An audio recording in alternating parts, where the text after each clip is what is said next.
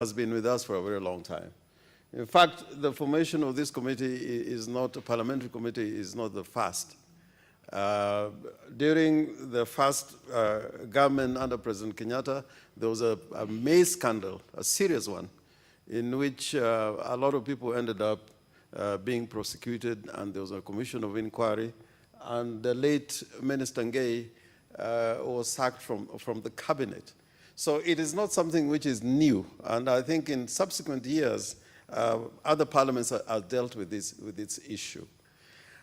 One thing that is important to bring out is that the western part of Kenya, and particularly Bungoma, Kakamega, Trans Nzoia, and parts of Nyanza, which can be considered, and Western Gishu, which can be considered as the grain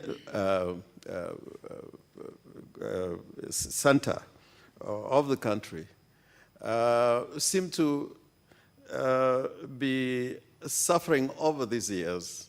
And this, together with the problems which are facing the sugar sector in those parts of the country, which includes Bungoma, may lead one to conclude that there is maybe a policy somewhere to try and ensure that these industries in the food sector, which are very important, and both sugar and maize are very important for purposes of meeting the food requirements of the country and in the economic life and activity in those areas.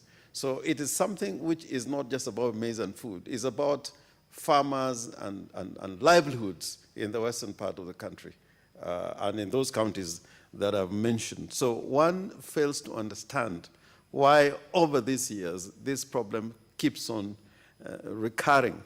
And I hope the committee would come out with an overview as to why this is a perennial problem and come out with lasting solution. I, for one, think that some of these problems are political because if you see the way these waivers are given over the years, especially for importation of sugar and maize, the people who normally get these licenses for importation, and one can see clearly that in the last 10 years, there's been a policy to give it to millers, both in the sugar and the maize sector. But if you do an analysis of those who actually get the land share of these waivers to import, to be able to import, there are people who are politically correct, so to speak, and that needs to be looked at. And finally, the point that I want to make is that if as a country we cannot be able to have stability in our food production and have food security, and being a third world nation, and knowing the vagaries of the weather and the change in climate, as has been pointed out in the motion, we are not going in the right direction. And I hope that the committee, when it retires to write its report, will not just be any one of these reports that have been written over the years. I think they have an onerous duty because this is a problem that has occurred many times in the last 50 years or so. And probably the hand of government, we need to look at the hand of government in this sector. How is it that in the coffee and tea sector, although there are problems there, but they're not the kind of problems and they're not of the same magnitude that you find in the sugar and the maize sector.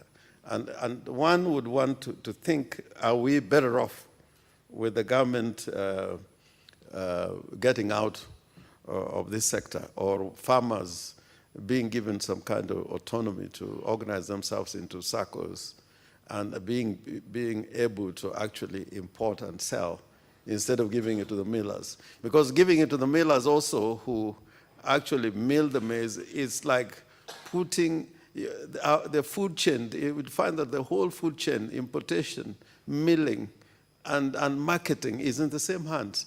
And it is a serious thing that the food chain from from milling to distribution and marketing remains in the same hands.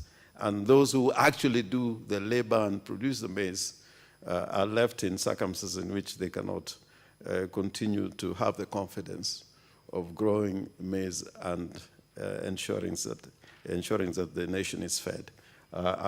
With those few remarks, I support, Madam Speaker. Thank you, Senator. I thank the Honorable Senator from Bungoma.